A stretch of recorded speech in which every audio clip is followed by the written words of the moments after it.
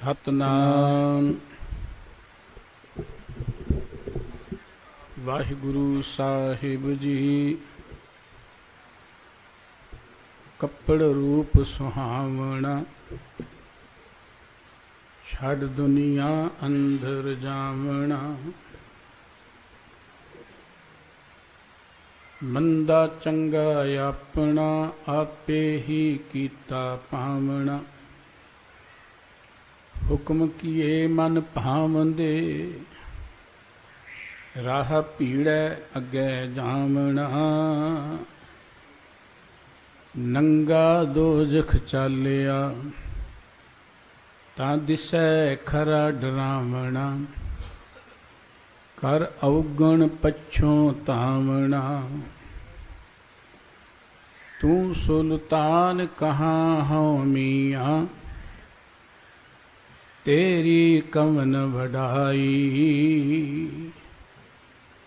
ਜੋ ਤੂੰ ਦੇਹ ਸੋ ਕਹਾਂ ਸੁਆਮੀ, ਮੈਂ ਮੂਰਖ ਕਹਿਣ ਨ ਜਾਈ। ਤੁਧ ਆਗੈ ਅਰਦਾਸ ਹਮਾਰੀ, ਜਿਉ ਪਿੰਡ ਸਭ ਤੇਰਾ। ਕਹੋ ਨਾਨਕ ਸਭ ਤੇਰੀ ਵਡਿਆਈ, ਕੋਈ ਨਾਉ ਨਾ ਜਾਣੈ ਮੇਰਾ। ਕਹੋ ਨਾਨਕ ਸਭ ਤੇਰੀ ਵਡਿਆਈ, ਕੋਈ ਨਾਉ ਨਾ ਜਾਣੈ ਮੇਰਾ। ਸਰਬ ਕਲਾ ਸਮਰੱਥ ਜੁਗੋ ਜੁਗ ਅਟਲ ਸਤਿਗੁਰੂ, ਚਵਰ ਛਤਰ ਤਖਤ ਦੇ ਮਾਲਕ, ਜ਼ਾਹਰਾ ਜ਼ਹੂਰ ਅਤੇ ਹਾਜ਼ਰਾ ਹਜ਼ੂਰ। ਧੰਨ ਸ਼੍ਰੀ ਗੁਰੂ ਗ੍ਰੰਥ ਸਾਹਿਬ ਜੀ ਦੀ ਪਾਵਨ ਪਵਿੱਤਰ ਹਜ਼ੂਰੀ ਵਿੱਚ ਸੁਭਾਈਮਾਨ ਪਰਮ ਸਤਿਕਾਰਯੋਗ ਗੁਰੂ ਰੂਪ ਖਾਲਸਾ ਸਾਧ ਸੰਗਤ ਜੀਓ, ਵਾਹਿਗੁਰੂ ਜੀ ਕਾ ਖਾਲਸਾ, ਵਾਹਿਗੁਰੂ ਜੀ ਕੀ ਫਤਿਹ। ਵਾਹਿਗੁਰੂ ਜੀ ਦੀ ਬਖਸ਼ਿਸ਼ ਹੋਈ ਹੈ ਜੋ ਰਾਤਰੀ ਦੇ ਦੀਵਾਨ 'ਚ ਹਾਜ਼ਰੀਆਂ ਭਰਨ ਦਾ ਸੁਭਾਗ ਪ੍ਰਾਪਤ ਹੋਇਆ ਹੈ। ਗੁਰਬਾਣੀ ਦਾ ਕੀਰਤਨ ਆਪ ਜੀ ਗੁਰੂ ਕੇ ਕੀਰਤਨੀਆਂ ਪਾਸੋਂ ਸਰਵਣ ਕਾਰੇ ਸੀ। ਸ਼੍ਰੀਮਾਨ ਭਗਤ ਫਰੀਦ ਸਾਹਿਬ ਜੀ ਦੇ ਇਹ ਪਾਵਨ ਬਚਨ, ਦਿਲੋਂ ਮੁਹੱਬਤ ਜਿਨ ਸਹੀ ਸਚਿਆ, ਜਿਨ ਮਨ ਹੋਰ ਮੁਖ ਹੋਰ, ਸੇ ਕਾਢੇ ਕੱਚਿਆ, ਆਪ ਜੀ ਸਰਵਣ ਕਾਰੇ ਸੀ। ਗੁਰੂ ਗ੍ਰੰਥ ਸਾਹਿਬ ਜੀ ਮਹਾਰਾਜ ਦੀ ਇਹ ਮਹਾਨਤਾ ਹੈ। ਗੁਰੂ ਗ੍ਰੰਥ ਸਾਹਿਬ ਜੀ ਸਮੁੱਚੀ ਮਾਨਵਤਾ ਦੇ ਗੁਰੂ ਨੇ। ਇੱਥੇ ਬਾਬਾ ਫਰੀਦ ਸਾਹਿਬ ਜੀ ਦੀ ਬਹੁਤ ਸਾਰੀ ਬਾਣੀ ਸੁਭਾਈਮਾਨ ਹੈ ਜੋ ਮਨੁੱਖ ਨੂੰ ਜੀਵਨ ਜਾਚ ਪ੍ਰਦਾਨ ਕਰਦੀ ਹੈ। ਬਾਬਾ ਫਰੀਦ ਸਾਹਿਬ ਜੀ ਦਾ ਇਹ ਵੀ ਇੱਕ ਪਵਿੱਤਰ ਬਚਨ ਹੈ ਕਿ ਅਮਲ ਜੇ ਕੀਤੇ ਦੁਨੀ ਵਿੱਚ, ਸੇ ਦਰਗਾਹ ਆਏ ਕੰਮ। ਜੋ ਕੁਝ ਅਸੀਂ ਇਸ ਧਰਤੀ 'ਤੇ ਕਰਦੇ ਹਾਂ, ਆਉਣ ਵਾਲੀ ਜ਼ਿੰਦਗੀ 'ਚ ਉਹਨੇ ਕੰਮ ਆਉਣਾ। ਗੁਰੂ ਨਾਨਕ ਸਾਹਿਬ ਜੀ ਦਾ ਜੀਵਨ ਇਤਿਹਾਸ ਪੜ੍ਹੀਏ। ਸਤਿਗੁਰੂ ਜੀ ਜਦੋਂ ਆਪਣੀ ਪਹਿਲੀ ਪ੍ਰਚਾਰਕ ਫੇਰੀ 'ਤੇ ਤੁਰਨ ਲੱਗੇ, ਸੁਲਤਾਨਪੁਰ ਸਾਹਿਬ ਤੋਂ ਸਤਿਗੁਰੂ ਜੀ ਚੱਲੇ। ਭਾਈ ਮਰਦਾਨਾ ਜੀ ਸਤਿਗੁਰੂ ਜੀ ਦੇ ਨਾਲ ਨੇ। ਸਤਿਗੁਰੂ ਜੀ ਲਾਹੌਰ 'ਚ ਪਹੁੰਚੇ। ਜਵਾਰ ਮਲ ਦਾ ਇੱਕ ਚੌਹੱਟਾ ਹੈ, ਇਸ ਸਥਾਨ 'ਤੇ ਸਤਿਗੁਰੂ ਜੀ ਆਏ। ਇਹਨਾਂ ਦਿਨਾਂ 'ਚ ਇਹੀ ਦਿਨ ਸਨ ਜੋ ਹੁਣ ਚੱਲ ਰਹੇ ਨੇ। ਅੱਸੂ ਦੇ ਦਿਨਾਂ 'ਚ ਜਦੋਂ ਲੋਕੀ ਸਰਾਧ ਕਰਦੇ ਨੇ ਆਪਣੇ ਬਜ਼ੁਰਗਾਂ ਦੇ ਪ੍ਰਤੀ। ਇਤਿਹਾਸ ਕਹਿੰਦਾ ਕਿ ਸਤਿਗੁਰੂ ਜੀ ਬੈਠੇ ਨੇ, ਕਿਉਂਕਿ ਗੁਰੂ ਸਾਹਿਬ ਜੀ ਨੇ, ਭਾਈ ਮਰਦਾਨਾ ਜੀ ਨੇ ਸਾਧੂਆਂ ਵਾਲੇ ਭਗਵੇ ਰੱਖਦੇ ਕੱਪੜੇ ਪਾਏ ਨੇ। ਨੇੜੇ ਇੱਕ ਸੇਠ ਰਹਿੰਦਾ ਸੀ, ਦੁਨੀ ਚੰਦ। ਉਹ ਆਪਣੇ ਬਜ਼ੁਰਗਾਂ ਦੇ ਪ੍ਰਤੀ ਸ਼ਰਾਧ ਕਰਾ ਰਿਹਾ ਸੀ। ਸ਼ਰਾਧ ਦਾ ਅਰਥ ਹੁੰਦਾ ਜਿਹੜਾ ਕਰਮ ਬਜ਼ੁਰਗਾਂ ਦੇ ਪ੍ਰਤੀ ਸ਼ਰਧਾ ਦੇ ਨਾਲ ਕੀਤਾ ਜਾਏ। ਹਿੰਦੂ ਮਤ ਦਾ ਇਹ ਵਿਸ਼ਵਾਸ ਹੈ ਕਿ ਜੋ ਕੁਝ ਇੱਥੇ ਅਸੀਂ ਕਿਸੇ ਨੂੰ ਖਵਾਉਂਦੇ ਉਹ ਅੱਗੇ ਬਜ਼ੁਰਗਾਂ ਨੂੰ ਮਿਲਦਾ। 3 ਤਰ੍ਹਾਂ ਦੇ ਸ਼ਰਾਧ ਉਹਨਾਂ ਨੇ ਮੰਨੇ ਨੇ। ਇੱਕ ਤੇ ਜਿਸ ਮਹੀਨੇ 'ਚ ਜਿਸ ਦਿਨ ਕੋਈ ਪ੍ਰਾਣੀ ਚੜ੍ਹਾਈ ਕਰ ਜਾਏ, ਉਸ ਦਿਨ ਕਿਸੇ ਬ੍ਰਾਹਮਣ ਨੂੰ ਕੋਈ ਰੋਟੀ ਪਾਣੀ ਖਵਾਉਣਾ, ਦਾਨ ਪੁੰਨ ਕਰਨਾ। ਇੱਕ ਕੋਈ ਮੱਸਿਆ ਤੇ ਸੰਗਰਾਂਦ ਵਾਲੇ ਦਿਨ ਕੋਈ ਦਾਨ ਪੁੰਨ ਉਹਨਾਂ ਦੇ ਨਿਮਿਤ ਕਰਨਾ। ਤੇ ਇੱਕ ਹੈ ਇਹਨਾਂ ਦਿਨਾਂ 'ਚ ਜਿਹੜੇ 15 ਦਿਨ ਚੱਲ ਰਹੇ ਨੇ, ਇਹਨਾਂ ਦਿਨਾਂ 'ਚ ਕਿਸੇ ਬ੍ਰਾਹਮਣ ਨੂੰ ਉਚੇਚੇ ਤੌਰ ਤੇ ਕੁਝ ਖਵਾਉਣਾ, ਉਹ ਕਹਿੰਦੇ ਕਿ ਇੱਥੇ ਖਵਾਓ ਤੇ ਅੱਗੇ ਮਿਲੇਗਾ। ਗੁਰੂ ਨਾਨਕ ਸਾਹਿਬ ਜੀ ਬੈਠੇ ਨੇ, ਦੁਨੀ ਚੰਦ ਨੂੰ ਪਤਾ ਲੱਗਾ ਕਿ ਦੋ ਮਹਾਤਮਾ ਠਹਿਰੇ ਨੇ ਨੇੜੇ ਸਾਡੇ। ਸਤਿਗੁਰੂ ਜੀ ਨੂੰ ਬੁਲਾਉਣ ਲਈ ਆ ਗਿਆ ਕਿ ਆਓ ਮੇਰੇ ਘਰ, ਬੜੇ ਪੰਡਤ ਆਏ ਨੇ, ਸਾਧੂ ਸੰਤ ਆਏ ਨੇ, ਤੁਸੀਂ ਵੀ ਬੈਠ ਕੇ ਭੋਜਨ ਪਾਣੀ ਛਕ ਲਓ। ਸਤਿਗੁਰੂ ਸੱਚੇ ਪਾਤਸ਼ਾਹ ਜੀ ਕਹਿਣ ਲੱਗੇ ਕਿ ਕਾਹਦੇ ਲਈ ਕਰ ਰਹੇ ਹੋ? ਕਹਿੰਦੇ ਆਪਣੇ ਬਜ਼ੁਰਗਾਂ ਦੇ ਲਈ। ਸਤਿਗੁਰੂ ਜੀ ਕਹਿੰਦੇ ਤੈਨੂੰ ਪਤਾ ਹੈ ਬਜ਼ੁਰਗ ਤੇਰੇ ਕਿਹੜੀ ਜੂਨ 'ਚ ਨੇ ਜਾਂ ਕਿਹੋ ਜਿਹੇ ਨੇ, ਪਤਾ ਤੈਨੂੰ? ਕਹਿਣ ਲੱਗਾ ਜੀ ਮੈਨੂੰ ਤਾਂ ਪਤਾ ਨਹੀਂ ਹੈ, ਇਤਿਹਾਸ ਨੇ ਜਿਵੇਂ ਲਿਖਿਆ ਹੈ। ਸਤਿਗੁਰੂ ਜੀ ਕਹਿਣ ਲੱਗੇ ਬਜ਼ੁਰਗ ਤਾਂ ਤੇਰਾ ਬਗਿਆੜ ਦੀ ਜੂਨ 'ਚ ਫਲਾਣੇ ਥਾਂ ਤੇ ਇੰਨੇ ਦਿਨਾਂ ਤੋਂ ਭੁੱਖਾ ਹੈ, ਤੂੰ ਇੱਥੇ ਰੋਟੀਆਂ ਕਿਹਨੂੰ ਖਵਾ ਰਿਹਾ? ਇਹ ਰੋਟੀਆਂ ਅੱਗੇ ਪਹੁੰਚਣੀਆਂ ਨਹੀਂ ਕੋਈ। ਗੁਰਮਤ ਨੇ ਸਾਨੂੰ ਇੱਕ ਨਵਾਂ ਮਾਰਗ ਦਿੱਤਾ, ਇੱਕ ਨਿਰਮਲ ਜੀਵਨ ਜਾਚ ਦਿੱਤੀ। ਜਦੋਂ ਕਿ ਇਹ ਸਮਾਜ ਅੰਧ ਵਿਸ਼ਵਾਸ ਵਿੱਚ ਪੈ ਕੇ, ਅਨੇਕਾਂ ਕਰਮ ਕਾਂਡਾਂ ਵਿੱਚ ਪੈ ਕੇ ਆਪਣੀ ਇਹ ਜ਼ਿੰਦਗੀ ਦੇ ਅਮੋਲਕ ਰਤਨ ਨੂੰ ਅਜਾਈਂ ਗਵਾ ਰਿਹਾ ਸੀ, ਗੁਰੂ ਨਾਨਕ ਸਾਹਿਬ ਜੀ ਮਹਾਰਾਜ ਨੇ ਉਸ ਨੂੰ ਸਮਝਾਇਆ ਕਿ ਇਸ ਜ਼ਿੰਦਗੀ 'ਚ ਜੋ ਅਸੀਂ ਕੰਮ ਕਰਦੇ ਹਾਂ ਉਹ ਮਨੁੱਖ ਨੂੰ ਸੁੱਖ ਦੁੱਖ ਦਿੰਦੇ ਨੇ, ਉਹ ਮਨੁੱਖ ਦੇ ਨਾਲ ਜਾਂਦੇ ਨੇ, ਨਾ ਕਿ ਅਸੀਂ ਇੱਥੇ ਖਵਾ ਦੇਵਾਂ।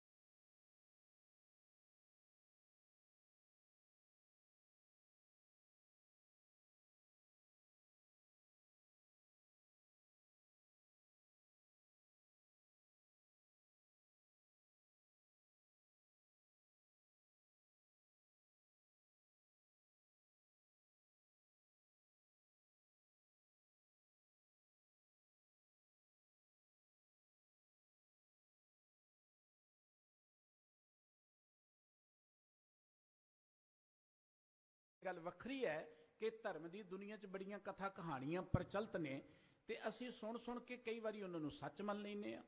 ਗੁਰੂ ਗ੍ਰੰਥ ਸਾਹਿਬ ਜੀ ਦੇ ਬਚਨ ਨੇ, ਸੂਹੀ ਰਾਗ ਦੀ ਵਾਰ ਵਿੱਚ ਸਤਿਗੁਰੂ ਸੱਚੇ ਪਾਤਸ਼ਾਹ ਜੀ ਨੇ ਇੱਕ ਗੱਲ ਕਹੀ ਹੈ, ਇੱਕ ਦਬੇ ਇੱਕ ਦਜੀਏ ਇੱਕ ਨਾ ਕੁੱਥੇ ਖਾਏ, ਇੱਕ ਪਾਣੀ ਵਿੱਚ ਉਹ ਸਟੀਏ ਇੱਕ ਪੀ ਫਿਰ ਹੱਸਣ ਪਾਏ, ਨਾਨਕ ਏਵ ਨ ਜਾਪੀ ਕਿੱਥੇ ਜਾਏ ਸਮਾਏ। ਸਤਿਗੁਰੂ ਜੀ ਨੇ ਸਾਰੇ ਮਤਾਂ ਦੇ ਜੋ ਤਰੀਕੇ ਨੇ ਉਹਨਾਂ ਦੀ ਚਰਚਾ ਕਰਦਿਆਂ ਹੋਇਆਂ, ਕਿਉਂਕਿ ਇਸਲਾਮ ਮਤ ਅਰਬ ਕੰਟਰੀ ਤੋਂ ਸ਼ੁਰੂ ਹੋਇਆ ਹੈ। ਅਰਬ ਕੰਟਰੀ ਵਿੱਚ ਮਾਰੂਥਲ ਜ਼ਿਆਦਾ ਹੁੰਦੇ, ਲੱਕੜਾਂ ਦੀ ਕਮੀ ਹੁੰਦੀ ਸੀ। ਉੱਥੋਂ ਦਾ ਜੋ ਰਹੁ ਰੀਤ ਹੈ ਕਿ ਜਦੋਂ ਕੋਈ ਪ੍ਰਾਣੀ ਚੜ੍ਹਾਈ ਕਰ ਜਾਂਦਾ ਹੈ ਉਹਨੂੰ ਦਫਨਾ ਦਿੰਦੇ ਸਨ। ਇਹ ਉੱਥੋਂ ਦੀ ਰਹੁ ਰੀਤ ਫਿਰ ਪ੍ਰਚਲਿਤ ਹੋ ਗਈ, ਇਹਨੂੰ ਇੱਕ ਧਰਮ ਸਮਝ ਲਿਆ ਗਿਆ। ਇਸੇ ਤਰੀਕੇ ਨਾਲ ਆਪਣੇ ਮੁਲਕ ਦੇ ਅੰਦਰ ਇੰਨੀ ਬਨਸਪਤੀ ਲੱਕੜਾਂ ਸੀ, ਇੱਥੇ ਸਾੜ ਦਿੰਦੇ ਸਨ। ਕਈ ਲੋਕੀ ਪਾਣੀ 'ਚ ਵੀ ਪ੍ਰਵਾਹ ਕਰ ਦਿੰਦੇ, ਅਜੇ ਵੀ ਕਈ ਲੋਕ ਪ੍ਰਵਾਹ ਕਰ ਦਿੰਦੇ ਨੇ। ਜੈਨੀ ਪਾਰਸੀ ਲੋਕ ਜਿਹੜੇ ਨੇ ਉਹਨਾਂ ਦੇ ਵਿੱਚ ਉਹ ਇੱਕ ਖੁੱਲ੍ਹੀ ਜੀ ਇੱਕ ਦੀਵਾਰ ਜੀ ਬਣਾਈ ਹੁੰਦੀ ਹੈ, ਜਿਵੇਂ ਆਪਣੇ ਪਿੰਡਾਂ 'ਚ ਕਦੀ ਹੱਡਾ ਰੋਡ ਹੀ ਹੁੰਦੀ ਸੀ, ਉਵੇਂ ਉੱਥੇ ਜਾ ਕੇ ਕਹਿੰਦੇ ਮੁਰਦੇ ਨੂੰ ਖੁੱਲ੍ਹੀ ਥਾਂ ਤੇ ਰੱਖ ਦਿੰਦੇ, ਕਾਂ ਕੁੱਤੇ ਖਾ ਜਾਂਦੇ ਨੇ। ਵੈਸੇ ਵੀ ਕਈ ਲੋਕ ਜੰਗਲ 'ਚ ਮਰ ਜਾਣ ਜਾਂ ਇੱਧਰ ਉੱਧਰ ਐਕਸੀਡੈਂਟ, ਕਈ ਵਾਰੀ ਇੱਧਰ ਉੱਧਰ ਸਰੀਰ ਉਹਨਾਂ ਦੇ ਰੁਲਦੇ ਹੀ ਰਹਿੰਦੇ ਨੇ। ਸਤਿਗੁਰੂ ਸੱਚੇ ਪਾਤਸ਼ਾਹ ਜੀ ਕਹਿੰਦੇ ਇੱਕ ਦੱਜੇ ਇੱਕ ਦੱਬੀਏ ਇੱਕ ਨਾ ਕੁੱਤੇ ਖਾਏ। ਕੁਝ ਉਹ ਲੋਕ ਨੇ ਜਿਨ੍ਹਾਂ ਨੂੰ ਦੱਬ ਦਿੱਤਾ ਜਾਂਦਾ ਹੈ, ਕਈਆਂ ਦੇ ਸਰੀਰ ਨੂੰ ਸਾੜ ਦਿੱਤਾ ਜਾਂਦਾ ਹੈ, ਕਈ ਕਾਂ ਕੁੱਤੇ ਜਿਹੜੇ ਉਹੀ ਉਹਨਾਂ ਨੂੰ ਖਾਂਦੇ ਰਹਿੰਦੇ ਨੇ। ਇੱਕ ਪਾਣੀ ਵਿੱਚ ਉਹ ਸੱਟੀ ਇੱਕ ਵੀ ਫਿਰ ਹੱਸਣ ਪਾਏ, ਕਈਆਂ ਨੂੰ ਪਾਣੀ 'ਚ ਪ੍ਰਵਾਹ ਕਰ ਦਿੰਦੇ ਨੇ ਲੋਕ, ਤੇ ਕਈਆਂ ਨੂੰ ਹੱਸਣ ਕਿਹਾ ਜਾਂਦਾ ਹੈ। ਉਹ ਜਿਹੜੀ ਪਾਰਸੀਆਂ ਨੇ ਵਲਗਣ ਬਣਾਈ ਉਹਨੂੰ ਹੱਸਣ ਕਿਹਾ ਜਾਂਦਾ, ਕਈਆਂ ਨੂੰ ਹੱਸਣ ਵਿੱਚ ਸੁੱਟ ਦਿੱਤਾ ਜਾਂਦਾ ਹੈ। ਪਰ ਸਤਿਗੁਰੂ ਜੀ ਕਹਿੰਦੇ ਨਾਨਕ ਇਹ ਬਨਾ ਜਾਪੀ ਕਿੱਥੇ ਜਾਏ ਸਮਾਏ। ਕਿਸੇ ਮਨੁੱਖ ਨੂੰ ਪਤਾ ਹੀ ਨਹੀਂ ਹੈ ਕਿ ਪ੍ਰਾਣੀ ਕਿੱਥੇ ਚਲਿਆ ਜਾਂਦਾ ਹੈ, ਮਰਨ ਤੋਂ ਬਾਅਦ ਕਿੱਥੇ ਚਲਿਆ ਜਾਂਦਾ, ਇਹ ਕਿਸ ਨੂੰ ਕੋਈ ਪਤਾ ਨਹੀਂ ਹੈ। ਜਿਹੜੇ ਲੋਕੀ ਇਹ ਗੱਲ ਕਹਿੰਦੇ ਨੇ ਕਿ ਤੁਹਾਡੇ ਬਜ਼ੁਰਗਾਂ ਨੂੰ ਅਸੀਂ ਇੱਥੇ ਖਾਵਾਂਗੇ ਤੇ ਪਹੁੰਚੇਗਾ, ਉਹਨਾਂ ਨੂੰ ਪੁੱਛੋ ਕਿ ਸਾਡੇ ਬਜ਼ੁਰਗ ਹੈ ਕਿੱਥੇ ਨੇ, ਉਹ ਕਿਸ ਜੂਨ ਦੇ ਵਿੱਚ ਨੇ, ਉਹ ਦੱਸ ਨਹੀਂ ਸਕਣਗੇ। ਇਹ ਠੀਕ ਹੈ, ਭੋਲੇ ਭਾਲੇ ਲੋਕਾਂ ਨੂੰ ਕਈ ਤਰ੍ਹਾਂ ਦੀਆਂ ਗੱਲਾਂ ਲਾ ਕੇ ਆਪਣ ਮਗਰ ਲਾ ਲਾਣਾ, ਲੇਕਿਨ ਗੁਰੂ ਨਾਨਕ ਸਾਹਿਬ ਜੀ ਨੇ ਗਿਆਨ ਦਾ ਮਾਰਗ ਦਿੱਤਾ ਹੈ। ਇਹ ਜ਼ਿੰਦਗੀ ਜੋ ਅਸੀਂ ਕਰਾਂਗੇ ਉਹ ਸਾਡੇ ਕੰਮ ਆਏਗਾ। ਗੁਰਮਤਿ ਨੇ ਇਸ ਜ਼ਿੰਦਗੀ ਤੋਂ ਬਾਅਦ ਕਿਸੇ ਸਵਰਗ ਲੋਕ ਦਾ ਲਾਰਾ ਨਹੀਂ ਲਾਇਆ, ਕਿਸੇ ਪਿਤਰ ਲੋਕ ਦਾ ਲਾਰਾ ਨਹੀਂ ਸਾਨੂੰ ਲਾਇਆ। ਗੁਰਬਾਣੀ ਇਹ ਗੱਲ ਕਹਿੰਦੀ ਕਿ ਇਹ ਜ਼ਿੰਦਗੀ ਸਾਨੂੰ ਕੁਝ ਕਰਮ ਕਰਨ ਦੇ ਲਈ ਮਿਲੀ ਹੈ। ਕਈ ਵਾਰ ਅਸੀਂ ਸੋਚਦੇ ਹਾਂ ਸਾਡੇ ਕੋਲ ਬੜੇ ਪੂਰਬਲੇ ਭਾਗ ਚੰਗੇ ਸੀ, ਸਾਨੂੰ ਮਨੁੱਖਾ ਦੇਹੀ ਮਿਲੀ ਹੈ, ਅਸੀਂ ਕੁਝ ਚੰਗੇ ਕਰਮ ਕੀਤੇ ਸੀ ਤਾਂ ਮਨੁੱਖਾ ਦੇਹੀ ਮਿਲੀ ਹੈ। ਕੋਈ ਪੁੱਛ ਲੇ ਵੀ ਕਿਹੜੇ ਜੂਨ ਵਿੱਚ ਕੀਤੇ ਆਪਾਂ ਉਹ ਕਰਮ, ਉਦੋਂ ਅਸੀਂ ਕਾਂ ਸੀ, ਕੁੱਤੇ ਸੀ, ਕੀ ਸਾਂ ਉਦੋਂ ਜਦੋਂ ਅਸੀਂ ਕਰਮ ਕੀਤੇ, ਕਿਸੇ ਨੂੰ ਕੋਈ ਪਤਾ ਨਹੀਂ ਆਪਾਂ ਕੀ ਸਾਂ। ਔਰ ਗੁਰਬਾਣੀ ਇਹ ਗੱਲ ਕਹਿੰਦੀ ਹੈ ਇਹ ਜ਼ਿੰਦਗੀ ਸਾਡੇ ਕਿਸੇ ਪਿਛਲੇ ਜਨਮ ਦੇ ਕੀਤੇ ਕਰਮਾਂ ਕਰਕੇ ਨਹੀਂ ਮਿਲੀ, ਇਹ ਜ਼ਿੰਦਗੀ ਤੇ ਵਾਹਿਗੁਰੂ ਜੀ ਨੇ ਬਖਸ਼ਿਸ਼ ਕਰਕੇ ਦਿੱਤੀ ਤੇ ਸਾਨੂੰ ਕਰਮ ਕਰਨ ਲਈ ਦਿੱਤੀ। ਹੁਣ ਕਰਮ ਕਰਨ ਲਈ ਦਿੱਤੀ ਹੈ। ਹੁਣ ਕਰਮ ਜੋ ਅਸੀਂ ਕਰਾਂਗੇ ਮੰਦਾ ਚੰਗਾ ਆਪਣਾ ਆਪੇ ਹੀ ਕੀਤਾ ਪਾਵਣਾ। ਜੇ ਕੰਮ ਮੈਂ ਮਾੜੇ ਕਰਦਾ ਤੇ ਮੇਰੇ ਤੋਂ ਬਾਅਦ ਕੋਈ ਇੱਕ ਪਾਠ ਰਖਾ ਕੇ ਇਹਨੂੰ ਸਿੱਧਾ ਸਵਰਗ ਦੇ ਸਰਟੀਫਿਕੇਟ ਲੈ ਦਈਏ, ਕਿਵੇਂ ਹੋ ਸਕਦਾ? ਇਹ ਕਦਾਚਿਤ ਨਹੀਂ ਹੋ ਸਕਦਾ। ਜੇ ਮੇਰੇ ਕੰਮ ਮਾੜੇ ਨੇ ਤੇ ਉਹਦਾ ਫਲ ਮੈਨੂੰ ਮਿਲੇਗਾ, ਹੋਰ ਕਿਸੇ ਨੂੰ ਨਹੀਂ ਮਿਲੇਗਾ, ਔਰ ਕੋਈ ਮੇਰੇ ਉਸ ਫਲ ਨੂੰ ਬਖਸ਼ਾ ਵੀ ਨਹੀਂ ਸਕੇਗਾ।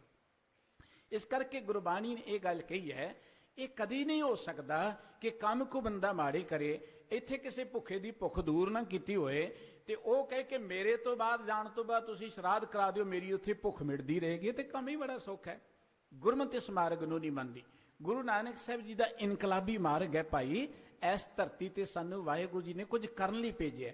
ਇਹ ਜ਼ਿੰਦਗੀ ਬੜੀ ਅਮੋਲ ਹੈ। ਗੁਰੂ ਨਾਨਕ ਸਾਹਿਬ ਜੀ ਦੇ ਕਿੰਨੇ ਪਿਆਰੇ ਬਚਨ, ਜਿਤ ਸੇਵੀਐ ਸੁਖ ਪਾਈਐ, ਸੋ ਸਾਹਿਬ ਸਦਾ ਸੰਭਾਲੀਐ, ਜਿਤ ਕੀਤਾ ਪਾਈਏ ਆਪਣਾ ਸਕਾਲ ਬੁਰੀ ਕਿਉਂ ਕਾਲੀਏ। ਜਦੋਂ ਪਤਾ ਹੈ ਕਿ ਜੋ ਅਸੀਂ ਕਰਨਾ ਹੈ ਤੇ ਉਹ ਸਾਨੂੰ ਭੁਗਤਣਾ ਪੈਣਾ ਹੈ, ਫਿਰ ਸਾਨੂੰ ਬੁਰਾ ਕੰਮ ਕਰਨਾ ਹੀ ਨਹੀਂ ਚਾਹੀਦਾ। ਸਾਨੂੰ ਜ਼ਿੰਦਗੀ ਦੇ ਅੰਦਰ ਜਿਤ ਸਾਹਿਬ ਨਾਲ ਨਾ ਹਾਰੀਏ ਤੇ ਵੇਹਾ ਪਾਸਾ ਢਾਲੀਏ, ਮੰਦਾ ਮੂਲ ਨਾ ਕੀਚੀ ਦੇ ਲੰਮੀ ਨਦਰ ਨਿਹਾਲੀਏ। ਆਪਾਂ ਜ਼ਿੰਦਗੀ 'ਚ ਬੜੀ ਦੂਰ ਦ੍ਰਿਸ਼ਟੀ ਨਾਲ ਜੀਈਏ ਕਿ ਜੋ ਅੱਜ ਅਸੀਂ ਕਰ ਰਹੇ ਹਾਂ ਕੱਲ ਨੂੰ ਇਹ ਭੋਗਣਾ ਵੀ ਪੈਣਾ। ਅਸੀਂ ਆਪਣੀਆਂ ਅੱਖੀਆਂ ਦੇ ਸਾਹਮਣੇ ਦੇਖਦੇ ਰਹਿੰਦੇ ਹਾਂ, ਕਈ ਘਟਨਾਵਾਂ ਕੁਦਰਤ ਦੇ ਹੁਕਮ 'ਚ ਵਾਪਰਦੀਆਂ ਨੇ ਕਿ ਜਿਨ੍ਹਾਂ ਮਨੁੱਖਾਂ ਨੇ ਕੁਝ ਚੰਗੇ ਕੰਮ ਕੀਤੇ ਉਹਨੂੰ ਚੰਗੇ ਕੰਮ ਦਾ ਫਲ ਇੱਥੇ ਮਿਲਦਾ ਹੈ, ਜਿਨ੍ਹਾਂ ਨੇ ਔਗਣ ਕੀਤੇ ਔਗਣਾਂ ਦਾ ਫਲ ਵੀ ਇੱਥੇ ਮਿਲਦਾ ਹੈ। ਇਸ ਕਰਕੇ ਸਤਿਗੁਰੂ ਸਾਹਿਬ ਜੀ ਕਹਿੰਦੇ ਸਾਨੂੰ ਹਮੇਸ਼ਾ ਦੋ ਦ੍ਰਿਸ਼ਟੀ ਦੇ ਨਾਲ ਜੀਉਣਾ ਚਾਹੀਦਾ ਹੈ, ਹਮੇਸ਼ਾ ਸੋਚ ਸਮਝ ਕੇ ਕਰਮ ਕਰਨਾ ਚਾਹੀਦਾ ਹੈ। ਕਿਛ ਲਾਹੇ ਉੱਪਰ ਕਾਲੀਏ। ਇਹ ਜ਼ਿੰਦਗੀ ਜਿਹੜੀ ਲਾਹਾ ਖੱਟਣ ਲਈ ਮਿਲੀ ਹੈ, ਇਹ ਜ਼ਿੰਦਗੀ ਇੱਥੇ ਇਹ ਨਹੀਂ ਕਿ ਅਸੀਂ ਧਨ ਇਕੱਠਾ ਕਰ ਲਾਂਗੇ ਤੇ ਸ਼ਾਇਦ ਉਹ ਸਾਡੇ ਨਾਲ ਜਾਏਗਾ, ਜਾਂ ਹੋਰ ਕੋਈ ਚੀਜ਼ਾਂ ਵਸਤੂਆਂ ਸਾਡੇ ਨਾਲ ਜਾਂ ਕਿਸੇ ਦੇ ਭੇਜੀਆਂ ਚਲੀਆਂ ਜਾਣਗੀਆਂ। ਸਤਿਗੁਰੂ ਜੀ ਕਹਿੰਦੇ ਇਹ ਗੱਲ ਕਦਾਜਿਤ ਨਹੀਂ ਹੋਣੀ। ਹਾਂ, ਜੋ ਅਸੀਂ ਇੱਥੇ ਕਰਾਂਗੇ ਉਹ ਕਰਮ ਸਾਡੇ ਨਾਲ ਗਏ, ਉਹ ਕਰਮਾਂ ਨੇ ਸਾਨੂੰ ਸੁੱਖ ਦੁੱਖ ਦੇਣਾ।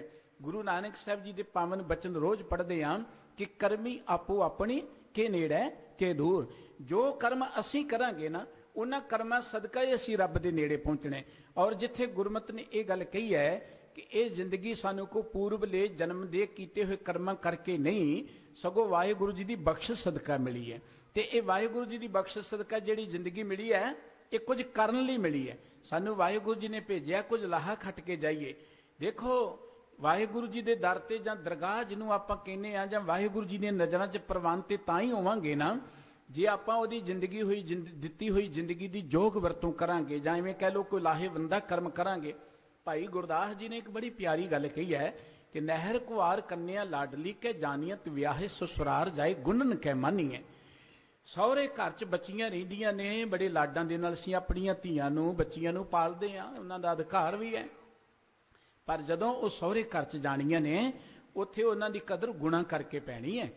ਉਹ ਪੇਕੇ ਘਰ 'ਚ ਕਿਵੇਂ ਰਹੀਆਂ ਨੇ ਇਹ ਇੱਕ ਵੱਖਰਾ ਮਸਲਾ ਹੈ, ਲੇਕਿਨ ਸਹੁਰੇ ਘਰ 'ਚ ਕਦਰ ਇਸ ਕਰਕੇ ਪੈਣੀ ਕਿ ਉਹਦੇ ਪੱਲੇ ਗੁਣ ਕਿੰਨੇ ਗੁਣ ਨੇ। ਇਹ ਜਗਤ ਸਾਡਾ ਸਭ ਪੇਕਾ ਘਰ ਹੈ ਕਹਿ ਲਓ, ਔਰ ਇੱਥੇ ਅਸੀਂ ਕਿੱਦਾਂ ਰਹਿੰਦੇ ਹਾਂ, ਇੱਥੇ ਕਿਸ ਤਰੀਕੇ ਨਾਲ ਖਾਂਦੇ ਹਾਂ ਪੀਂਦੇ ਹਾਂ ਹੰਡਾਉਂਦੇ ਹਾਂ, ਇੱਕ ਗੱਲ ਵੱਖਰੀ ਹੈ।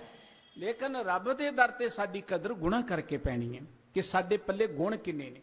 ਜੇ ਮੇਰੇ ਪੱਲੇ ਗੁਣ ਹੀ ਕੋਈ ਨਹੀਂ ਹੈ ਤੇ ਕੋਈ ਬੰਦਾ ਕਹੇ ਕਿ ਤੈਨੂੰ ਬਾਅਦ 'ਚ ਹੀ ਰਾਸ਼ਨ ਪਾਣੀ ਭੇਜੀਏਗਾ, ਤੂੰ ਚਿੰਤਾ ਨਾ ਕਰ, ਬੜਾ ਇਕੱਠਾ ਕਰ ਲਿਆ ਤੂੰ, ਇਹ ਤੇ ਕੰਮ ਬੜਾ ਸੌਖਾ ਹੈ। ਭਾਈ ਸਾਹਿਬ ਜੀ ਨੇ ਜਿੱਥੇ ਇਹ ਗੱਲ ਕਹੀ ਹੈ ਕਿ ਨਹਿਰ ਕੁਵਾਰ ਕੰਨਿਆ ਲਾਡਲੀ ਕੈ ਜਾਨੀਅਤ ਵਿਆਹੇ ਸਸੁਰਾਰ ਜਾਏ ਗੁੰਨਨ ਕੈ ਮਾਨੀਐ, ਜੈਸੇ ਬਨਜ ਬਿਹਾਰ ਲੱਗ ਜਾਏ ਹੈ ਵਿਦੇਸ਼ ਪ੍ਰਾਣੀ ਕਹੀਏ ਸਪੂਤ ਲਾਭ ਲਭਤ ਕੇ ਆਨੀਐ। ਭਾਈ ਸਾਹਿਬ ਜੀ ਕਹਿੰਦੇ ਕੋਈ ਬੰਦਾ ਵਪਾਰ ਕਰਨ ਦੇ ਲਈ ਪ੍ਰਦੇਸ਼ ਜਾਂਦਾ ਹੈ ਆਪਾਂ ਦੇਖਦੇ ਆਪਣੇ ਬੱਚਿਆਂ ਨੂੰ ਪ੍ਰਦੇਸ਼ ਭੇਜਦੇ ਆ, ਕਿਨੇ ਕਿਨੇ ਪੈਸੇ ਖਰਚ ਕੇ ਮਾਂ-ਬਾਪ ਜਿਹੜੇ ਆਪਣੀਆਂ ਜ਼ਮੀਨਾਂ ਜਾਇਦਾਦਾਂ ਵੇਚ ਕੇ ਬੱਚਿਆਂ ਨੂੰ ਪ੍ਰਦੇਸ਼ ਭੇਜਦੇ ਨੇ। ਪ੍ਰਦੇਸ਼ ਵਿੱਚ ਜਾ ਕੇ ਜੇ ਤੇ ਉਹ ਕਮਾਈ ਕਰੇਗਾ, ਜੇ ਉਹ ਮਿਹਨਤ ਕਰੇਗਾ, 4 ਪੈਸੇ ਬਾਪੂ ਨੂੰ ਵੀ ਭੇਜੇਗਾ, ਉਹਦੀ ਜ਼ਮੀਨ ਜਮਾਨ ਜਿਹੜੀ ਆ ਸੁਰਖਰੂ ਕਰਾ ਦੇਵੇਗਾ, ਫਿਰ ਤੇ ਦੁਨੀਆ ਨੂੰ ਸੁਪੁੱਤਰ ਕਹੇਗੀ। ਤੇ ਜੇ ਪ੍ਰਦੇਸ਼ ਵਿੱਚ ਜਾ ਕੇ ਸਭ ਕੋ ਨੇ ਮੌਜ ਮੇਲਾ ਮਾਣ ਕੇ ਐ ਆਉਣ ਲੱਗਿਆ, ਟਿਕਟ ਵੀ ਘਰੋਂ ਹੀ ਮੰਗਾਈ, ਖਾਲੀ ਹੱਥ ਆ ਗਿਆ, ਤੇ ਉਹਨੂੰ ਕਿਸੇ ਨੇ ਸਨਮਾਨ ਥੋੜੋ ਦੇਣਾ, ਉਹਨੂੰ ਕੋਈ ਸੁਪੁੱਤਰ ਨਹੀਂ ਕਹੇਗਾ, ਉਹਨੂੰ ਕੋਈ ਚੰਗਾ ਨਹੀਂ ਗਣੇਗਾ। ਕਹੀਏ ਸਪੂਤ ਲੱਭ ਲੱਭਤ ਕੇ ਆਨੀਏ। ਸਾਨੂੰ ਵਾਹਿਗੁਰੂ ਜੀ ਨੇ ਇਸ ਪ੍ਰਦੇਸ਼ 'ਚ ਭੇਜਿਆ। ਇਹ ਧਰਤੀ ਜਿਹੜੀ ਹੈ ਇਹ ਕੁਝ ਕਰਨ ਲਈ ਅਸੀਂ ਆਏ ਹਾਂ। ਸਤਿਗੁਰੂ ਸੱਚੇ ਪਾਤਸ਼ਾਹ ਜੀ ਨੇ ਹਰ ਮਨੁੱਖ ਨੂੰ ਵਪਾਰੀ ਕਿਹਾ, ਵਪਾਰੀ। ਇਸ ਕਰਕੇ ਅਸੀਂ ਕੋਈ ਸੱਚ ਦਾ ਵਪਾਰ ਕਰਨ ਦੇ ਲਈ ਆਏ। ਸੱਚ ਵਪਾਰ ਕਰੋ ਵਪਾਰੀ, ਦਰਗਹਿ ਨਿਭੈ ਖੇਪ ਤੁਮਾਰੀ। ਸਤਿਗੁਰੂ ਜੀ ਕਹਿੰਦੇ ਇਹ ਤੁਹਾਡੀ ਖੇਪ ਜਿਹੜੀ ਸੱਚ ਦੀ ਹੈ, ਸ਼ੁਭ ਗੁਣਾਂ ਦੀ ਹੈ, ਇਹਨੇ ਤੁਹਾਡੇ ਨਾਲ ਦਰਗਾਹ ਤੱਕ ਪਹੁੰਚਣਾ, ਹੋਰ ਕਿਸੇ ਚੀਜ਼ ਦੇ ਨਹੀਂ, ਨਾ ਕਿਸੇ ਦੇ ਭੇਜਿਆਂ ਕੋਈ ਚੀਜ਼ ਮਿਲਣੀ ਹੈ। ਤੇ ਭਾਈ ਸਾਹਿਬ ਜੀ ਕਹਿੰਦੇ ਕਿ ਪ੍ਰਦੇਸ਼ ਬੰਦਾ ਜਾਂਦਾ ਹੈ, ਵਪਾਰ ਕਰਦਾ ਹੈ, ਜੇ ਉੱਥੋਂ 4 ਪੈਸੇ ਬਚਾ ਕੇ ਲਿਆਉਂਦਾ ਤੇ ਦੁਨੀਆ ਕਹਿੰਦੀ ਕਿ ਫਲਾਣੇ ਦਾ ਮੁੰਡਾ ਬੜਾ ਚੰਗਾ, ਬੱਚਾ ਬੜਾ ਚੰਗਾ, ਉਹਨੇ 4 ਪੈਸੇ ਕਮਾ ਕੇ ਆਇਆ, ਦੁਨੀਆ ਉਹਨੂੰ ਸੁਪੁੱਤਰ ਕਹਿੰਦੀ ਹੈ। ਤੇ ਜੇ ਸਭ ਕੋ ਗਵਾ ਕੇ ਆ ਜਾਏ, ਕਿਸੇ ਨੇ ਸੁਪੁੱਤਰ ਥੋੜੋ ਕਹਿਣਾ। ਵਾਹਿਗੁਰੂ ਜੀ ਨੇ ਸਾਨੂੰ ਜ਼ਿੰਦਗੀ ਬੜੀ ਕੀਮਤੀ ਦਿੱਤੀ ਆ, ਔਰ ਇਹ ਜ਼ਿੰਦਗੀ ਇੱਕੋ ਵੇਰਾ ਮਿਲਣੀ ਹੈ। ਇਹਨੂੰ ਜਿਉਣਾ ਕਿਵੇਂ? ਇਹ ਸਾਨੂੰ ਸੁਤੰਤਰਤਾ ਦਿੱਤੀ ਵਾਹਿਗੁਰੂ ਜੀ ਨੇ। ਇਹਨੂੰ ਤੁਸੀਂ ਜਲਦੀ ਖਤਮ ਕਰ ਲਓ, ਆਪ ਖਤਮ ਕਰ ਲਓ, ਇਹਨੂੰ ਅਜਾਈ ਗਵਾ ਲਓ, ਇਹ ਤੁਹਾਡੀ ਮਰਜ਼ੀ ਹੈ। ਪਰਮਾਤਮਾ ਦੀ ਇੱਕ ਖੂਬੀ ਹੈ ਕਿ ਉਹਨੇ ਸਾਨੂੰ ਸੁਤੰਤਰਤਾ ਦਿੱਤੀ ਜ਼ਿੰਦਗੀ ਦੇ ਕੇ। ਅੱਖਾਂ ਨਾਲ ਕੀ ਦੇਖਣਾ ਹੈ ਸਾਡੀ ਮਰਜ਼ੀ ਹੈ, ਕੰਨਾਂ ਨਾਲ ਕੀ ਸੁਣਨਾ ਸਾਡੀ ਮਰਜ਼ੀ ਹੈ, ਪੈਰਾਂ ਨਾਲ ਕਿੱਧਰ ਨੂੰ ਜਾਣਾ ਸਾਡੀ ਮਰਜ਼ੀ ਹੈ, ਹੱਥਾਂ ਨਾਲ ਕੀ ਕਰਨਾ ਇਹ ਸਾਡੀ ਮਰਜ਼ੀ ਹੈ। ਸਤਿਗੁਰੂ ਵਾਹਿਗੁਰੂ ਜੀ ਨੇ ਸਾਨੂੰ ਸੁਤੰਤਰ ਕਰ ਦਿੱਤਾ। ਲੇਕਿਨ ਜੋ ਕੁਝ ਅਸੀਂ ਅੱਖਾਂ ਨਾਲ ਦੇਖਾਂਗੇ, ਹੱਥਾਂ ਨਾਲ ਕਰਾਂਗੇ, ਪੈਰਾਂ ਨਾਲ ਜਿੱਧਰ ਨੂੰ ਚੱਲਾਂਗੇ, ਉਹਦਾ ਫਲ ਸਾਨੂੰ ਮਿਲਣਾ। ਇਵੇਂ ਕਹਿ ਲਓ ਜ਼ਿੰਦਗੀ ਇੱਕ ਖੇਤ ਵਾਂਗੂ ਹੈ। ਖੇਤ ਦੇ ਵਿੱਚ ਜੋ ਬੀਜਾਂਗੇ ਉਹ ਤੇ ਵੱਢਣਾ ਸਾਨੂੰ ਪੈਣਾ। ਇਹ ਤੇ ਨਹੀਂ ਹੋ ਸਕਦਾ ਕਿ ਖੇਤ ਵਿੱਚ ਬੀਜੇ ਅਸੀਂ ਕਿਕਰਾਂ ਦੇ ਬੀਜ ਤੇ ਕਹੋ ਜੀ ਸਾਨੂੰ ਇੱਥੇ ਹੁਣ ਅੰਬ ਹੀ ਲੱਗ ਜਾਣੀ, ਤੇ ਕਦੀ ਨਹੀਂ ਹੋ ਸਕਦਾ। ਬਾਬਾ ਫਰੀਦ ਸਾਹਿਬ ਜੀ ਦਾ ਅੱਜ ਜਨਮ ਦਿਹਾੜਾ ਵੀ ਹੈ। ਉਹਨਾਂ ਨੇ ਵੀ ਇਹ ਗੱਲ ਕਹੀ, ਫਰੀਦਾ ਲੋੜੇ ਦਾਖ ਬਿਜੌਰੀਆਂ, ਕਿੱਕਰ ਬੀਜੇ ਜੱਟ ਹੰਡੇ, ਉਹਨ ਕਤਾਏ ਦਾ ਪੈਂਦਾ ਉਹ ਲੋੜੇ ਪੱਟ। ਬਾਬਾ ਫਰੀਦ ਸਾਹਿਬ ਜੀ ਨੇ ਇੱਕ ਬੜੀ ਕੀਮਤੀ ਗੱਲ ਕਹੀ, ਜ਼ਿੰਦਗੀ ਕਾਹਦੇ ਲਈ ਸਾਨੂੰ ਮਿਲੀ ਹੈ। ਜਿੱਥੇ ਭਾਈ ਸਾਹਿਬ ਜੀ ਨੇ ਕਿਹਾ ਕਿ ਜਿਹੜਾ ਖੱਟੀ ਖੱਟ ਕੇਗਾ ਸੁਪੁੱਤਰ, ਉਹਨੂੰ ਕਿਹਾ ਜਾਂਦਾ ਹੈ ਜੈਸੇ ਤੋਂ ਸੰਗਰਾਮ ਸਮੇਂ ਪਰ ਦਲ ਮੈਂ ਅਕੇਲੋ ਜਾਏ, ਜੀਤ ਆਵੇ ਸੋਈ ਸੂਰਾ ਸੁਪੱਟ ਪਹਿਚਾਨੀ ਹੈ। ਸੰਗਰਾਮ ਦਾ ਅਰਥ ਹੁੰਦਾ ਹੈ ਮੈਦਾਨੇ ਜੰਗ, ਲੜਾਈ ਦੇ ਵਿੱਚ ਕੋਈ ਬੰਦਾ ਇਕੱਲਾ ਸ਼ਸਤਰਧਾਰੀ ਹੋ ਕੇ ਵੜ ਜਾਂਦਾ ਹੈ। ਜੇ ਤੇ ਜੰਗ ਜਿੱਤ ਕੇ ਆਏ ਫਿਰ ਉਹਨੂੰ ਸੂਰਮਾ ਕਹਿੰਦੇ ਨੇ, ਸਨਮਾਨ ਦਿੰਦੇ ਨੇ, ਸਿਰਪਾਹੋ ਦਿੰਦੇ ਨੇ। ਕਦੀ ਹਾਰਿਆਂ ਨੂੰ ਵੀ ਸਨਮਾਨ ਮਿਲੇ ਨੇ, ਕਦੀ ਹਾਰਿਆਂ ਦੇ ਨਾਂ ਤੇ ਵੀ ਜੈਕਾਰੇ ਲੱਗੇ ਨੇ, ਕਦੀ ਹਾਰਿਆਂ ਨੂੰ ਤੇ ਕਦੀ ਸਨਮਾਨ ਨਹੀਂ ਮਿਲੇ। ਇਸੇ ਤਰ੍ਹਾਂ ਅਸੀਂ ਵੀ ਇਸ ਧਰਤੀ ਤੇ ਸੰਘਰਸ਼ ਵਿੱਚ ਆਏ ਹਾਂ। ਇਸ ਧਰਤੀ ਤੇ ਸੰਘਰਸ਼ ਹੈ ਵਿਕਾਰਾਂ ਦੇ ਨਾਲ। ਗੁਰੂ ਸਾਹਿਬ ਜੀ ਨੇ ਬੜੇ ਸੋਹਣੇ ਬਚਨ ਕਹੇ ਨੇ ਕਿ ਵਾਤ ਵਜਨ ਟਮਕ ਭੇਰੀਆਂ, ਮਲੱਥੇ ਲੈਂਦੇ ਫੇਰੀਆਂ, ਨਿਹਥੇ 5 ਜਵਾਨ ਮੈਂ ਗੁਰਥਾਪੀ ਦਿੱਤੀ ਕੰਡ ਜੀਓ। ਇੱਥੇ ਤਾਂ ਮੱਲਾਂ ਦੇ ਨਾਲ ਸਾਡੀ ਕੁਸ਼ਤੀ ਹੈ, ਵਿਕਾਰਾਂ ਦੇ ਨਾਲ। ਜੇ ਅਸੀਂ ਜਿੱਤ ਲਵਾਂਗੇ ਗੁਰੂ ਦੀ ਕਿਰਪਾ ਸਦਕਾ, ਰੱਬ ਦੇ ਦਰ ਤੇ ਸਨਮਾਨੇ ਜਾਵਾਂਗੇ। ਜੇ ਇੱਥੇ ਕੋਈ ਲਾਹਾ ਖੱਟ ਕੇ ਜਾਵਾਂਗੇ, ਉਹ ਖੇਪ ਸਾਡੇ ਨਾਲ ਜਾਏਗੀ। ਜੇ ਇੱਥੇ ਕੋਈ ਗੁਣ ਪੱਲੇ ਕਰ ਲੈ ਲਵਾਂਗੇ, ਉਹ ਗੁਣ ਸਾਡੇ ਨਾਲ ਜਾਣਗੇ। ਮਨੁੱਖਾ ਦੇਹੀ ਵਿੱਚ ਜੇ ਅਸੀਂ ਔਗੁਣ ਕੀਤੇ ਤੇ ਇਹ ਨਹੀਂ ਕਿ ਕਿਸੇ ਦੇ ਬਾਅਦ ਚ ਭੇਜਿਆ ਕੋਈ ਸੁੱਖ ਸਾਡੇ ਕੋਲ ਪਹੁੰਚ ਜਾਏਗਾ। ਬਾਬਾ ਫਰੀਦ ਸਾਹਿਬ ਜੀ ਨੇ ਇੱਕ ਗੱਲ ਕੀਤੀ ਬੜੀ ਪਿਆਰੀ, ਜ਼ਿੰਦਗੀ ਕਾਹਦੇ ਲਈ ਮਿਲੀ ਹੈ। ਇਹ ਜ਼ਿੰਦਗੀ ਚ ਜੋ ਕਰਨਾ ਅਸੀਂ ਆਪ ਕਰਨਾ। ਸਤਿਗੁਰੂ ਜੀ ਦਾ ਬਚਨ ਕਿ ਆਪਣ ਹੱਥੀਂ ਆਪਣਾ ਆਪੇ ਹੀ ਕਾਜ ਸਵਾਰੀਏ। ਆਪਣੇ ਹੱਥੀਂ ਆਪਣੀ ਜ਼ਿੰਦਗੀ ਦਾ ਕਾਰਜ ਆਪ ਸਵਾਰ ਕੇ ਜਾਈਏ। ਆਪਾਂ ਕਿਸੇ ਦੀ ਆਸ ਹੀ ਕਿਉਂ ਰੱਖੀਏ। ਦੇਖੋ ਨਾ ਸਾਡੇ ਕਾਰੋਬਾਰ ਚੱਲਦੇ ਨੇ, ਕਿਸੇ ਦਾ ਬਿਜ਼ਨਸ ਚੱਲਦਾ ਹੈ, ਕਿਸੇ ਦੀ ਦੁਕਾਨ ਚੱਲਦੀ ਹੈ, ਹੋਰ ਕਈ ਤਰ੍ਹਾਂ ਦੇ ਕਾਰੋਬਾਰ ਨੇ। ਤੇ ਕਾਰੋਬਾਰ ਆਪਾਂ ਕਹਿੰਦੇ ਕਿ ਦੂਜਿਆਂ ਦੇ ਸਿਰ ਤੇ ਨਹੀਂ ਛੱਡਣੇ ਚਾਹੀਦੇ। ਆਪਣਾ ਕਾਰੋਬਾਰ ਦੀ ਦੇਖ ਰੇਖ ਜ਼ਿੰਮੇਵਾਰੀ ਆਪ ਸਮਝਣੀ ਚਾਹੀਦੀ। ਠੀਕ ਹੈ ਹੋਰ ਕਿੰਨੇ ਕੰਮ ਕਰਨ ਵਾਲੇ ਸਾਡੇ ਮੁਲਾਜ਼ਮ ਹੋਣਗੇ, ਪਰ ਜ਼ਿੰਮੇਵਾਰੀ ਸਾਨੂੰ ਆਪ ਸਮਝਣੀ ਚਾਹੀਦੀ ਕਾਰੋਬਾਰ ਦੀ। ਬਿਲਕੁਲ ਇਸ ਤਰ੍ਹਾਂ ਗੁਰੂ ਨਾਨਕ ਸਾਹਿਬ ਜੀ ਨੇ ਕਹਿਤਾ, ਆਪਣ ਹੱਥੀਂ ਆਪਣਾ ਆਪੇ ਹੀ ਕਾਜ ਸਵਾਰੀਏ। ਕਦੀ ਇਹ ਆਸ ਨਾ ਰੱਖਿਓ ਕਿ ਮੇਰੇ ਚਲੇ ਜਾਣ ਤੋਂ ਬਾਅਦ ਸਰਾਧਾਂ ਦੇ ਦਿਨਾਂ 'ਚ ਮੈਨੂੰ ਵਧੀਆ ਭੋਜਨ ਮਿਲ ਜਾਏਗਾ। ਇਹ ਗੁਰਮਤ ਨਹੀਂ ਇਸ ਗੱਲ ਨੂੰ ਮੰਨਦੀ। ਆਪਣੇ ਹੱਥੀਂ ਜੇ ਆਪਾਂ ਚਾਹੁੰਦੇ ਕਿ ਆਉਣ ਵਾਲੀ ਜ਼ਿੰਦਗੀ ਜਾਂ ਆਉਣ ਵਾਲਾ ਸਮਾਂ ਸਾਡਾ ਪ੍ਰਲੋਕ ਸੁਹੇਲਾ ਹੋਵੇ, ਤੇ ਹੁਣ ਆਪਾਂ ਲੋਕਾਂ ਨੂੰ ਸੁੱਖ ਦਈਏ, ਹੁਣ ਆਪਾਂ ਲੋਕਾਂ ਦੀ ਕੋਈ ਮਦਦ ਕਰੀਏ। ਜੇ ਆਪਾਂ ਚਾਹੁੰਦੇ ਕਿ ਅੱਗੇ ਸਾਡਾ ਵਧੀਆ ਥਾਂ ਤੇ ਨਿਵਾਸ ਹੋਏ, ਤੇ ਆਪਾਂ ਧਰਤੀ ਨੂੰ ਵਧੀਆ ਬਣਾਉਣ ਵਾਲੇ ਬੰਨੇ ਲੱਗੀਏ ਨਾ। ਅਸੀਂ ਧਰਤੀ ਦੀ ਹਰਿਆਵਲ ਵਾਲੇ ਬੰਨੇ, ਧਰਤੀ ਨੂੰ ਸੰਭਾਲਣ ਵਾਲੇ ਬੰਨੇ ਲੱਗੀਏ। ਬਾਬਾ ਫਰੀਦ ਸਾਹਿਬ ਜੀ ਨੇ ਕਿਹਾ ਸੀ ਬੇੜਾ ਬੰਦ ਨਾ ਸਕਿਓ ਸੂਹੀ ਲਲਤ ਵਿੱਚ। ਬਾਬਾ ਫਰੀਦ ਸਾਹਿਬ ਜੀ ਦਾ ਪਵਿੱਤਰ ਮੁਖ ਵਾਕ ਹੈ बेड़ा बंध न सकियो बंधन की वेला, भर सरवर जब उछले तब तरन दहेला। बाबा फरीद साहब जी कहते बंदे आ जदों तैनूं परमात्मा ने मौका दिता ना एक बेड़ा बनाउण दा, बेड़े दा अर्थ है शख्सियत, बेड़े दा अर्थ है किरदार। सानू जिंदगी मिलती है ना, ये जिंदगी का जिन्ना भी टाइम किसी को मिले 50 साल 60 साल 100 साल, वो एक शख्सियत बनाने लिए मिले सी। बचपन तो लैके जो कुछ असी कर्म करांगे उहदे नाल साडी एक शख्सियत बननी है, साडा एक करैक्टर बनना है। यह शरीर तो एक साधन है, इस शरीर के अंदर एक होर इंसान पैदा होने। वो इंसान जिन्ना मजबूत होएगा, जिन्ना तगड़ा होएगा, जिन्ना सियाणा होएगा, उन्हें ही साडा आउण वाला जिन्हों आपां परलोक कहने उन्ना वधिया बन जाएगा। जे वह कमजोर होया, डरपोक होया, जे औगुणां नाल भरिया होया, फिर साडे परलोक नूं वधिया कोई नहीं कर सकता। जिन्नियां मर्जी को बाद च अरदासां करी जाए, उन्होंने असीं आप सवारना है, अपनी हथी सवारना है। ते बाबा फरीद साहब जी कहते जदों ते मिलिया सी मौका कि बंदिया तू अपनी जिंदगी दे को बेड़ा बना ला। आपां कहने फलाने दा बेड़ा डुब गया, फलाने दा बेड़ा तर गया। बेड़े दा अर्थ है किरदार, शख्सियत। बेड़ा कदों डुबदा किसी का? कोई बंदा माड़े कर्म करे, वह कारोबार जां होर किस समाजिक पक्ष तो डिग जाए, आपां कहने इहदा बेड़ा गर्क गया। बेड़ा हालांकि कि ये नहीं कि समुद्र च कोई जहाज चल रहा है। बेड़ा गरकण का अर्थ हुंदा कि जिहड़ा बंदा किरदार के पक्ष तो जां होर किसी पक्ष तो डिग जाए, आपां कहने इहदा बेड़ा गर्क गया। तो बाबा फरीद साहब जी कहते बेड़ा बनाउण लई ते आपां आए, अपने बेड़े नूं मजबूत बनाउण दे लई। वो बेड़ा किवें बनेगा? असीं जो भी कर्म करदे हां, वो एक एक कर्म साडे बेड़े नूं तैयार करदा है, एक एक कर्म साडी शख्सियत नूं तैयार करदा है, एक एक कर्म जिहड़ा ना साडे अंदर जिहड़ा इंसान है उन्होंने तैयार करदा है। माड़े कर्म करांगे तो अंदर माड़ा इंसान पैदा हो जाएगा, चंगे कर्म करांगे अंदर एक वधिया इंसान पैदा हो जाएगा। ये शरीर तो एक साधन सी जिहदे विच असीं तैयारी करनी सी। बाबा फरीद साहब जी कहते पर सरवर जब उछले तब तरन देहला। बंदिया जदों सरोवर जां दरिया ने भर के उछलना है ना कंढियां तो बाहर, फिर दरिया नूं पार करना बड़ा औखा हुंदा है, तरना औखा हो जाता है। जदों वड्डे वड्डे दरियावां च पानी भर के चलदा है फिर औखा हो जाता है। जदों साडी जिंदगी चों समा आउणा है, किहड़ा समा जिन्हों असीं औखा समा कहने आ, जिन्हों आपां मौत दा नाम दिता है, जदों वो समा आउणा है ना, फिर उत्थों तरना बड़ा औखा हो जाना है। किसी दे किहा नहीं असीं तरना, ये तो सानूं आप यतन करना पेगा, आप मेहनत करनी पेगी। गुरु नानक साहब जी ने सानूं एक निर्मल मार्ग दिता है कि अपनी जिंदगी च कर्म इहो जिहे करो कि तुहाडी जिंदगी दा बेड़ा जिहड़ा पार लग जाए। जप तप का बंद बेलड़ा जित लंघे वहेला, ना सरवर पर उछले तब तरन सुहेला। सतगुरु जी कहंदे जिंदगी दे अंदर भले कर्म करो, ना तुहाडी जिंदगी च इहो जिहा कोई हाड़ आएगा, ना तुहाडी जिंदगी चों मुसीबत आएगी, तुसीं उहनूं पार करना भी सौखिया हो जाएगा। ते ओह कर्म इवें होने ने जदों असीं उस परमात्मा दे प्यार जुड़ के मनुखता दी सेवा करांगे, बजाए इहदे कि असीं आस रखीए कि इन्हां दिनां 'च किसी नूं खंड खीर खवाया सानूं अगे मिलेगी। ये नरोल अज्ञानता गुरमति ने दसी है। आपां सगों मनुखता दी सेवा करिए। सतगुरु जी दी बाणी कहंदी विच दुनिया सेव कमाईए तां दरगह बैसन पाईए, कहो नानक बाहां लुटाईए।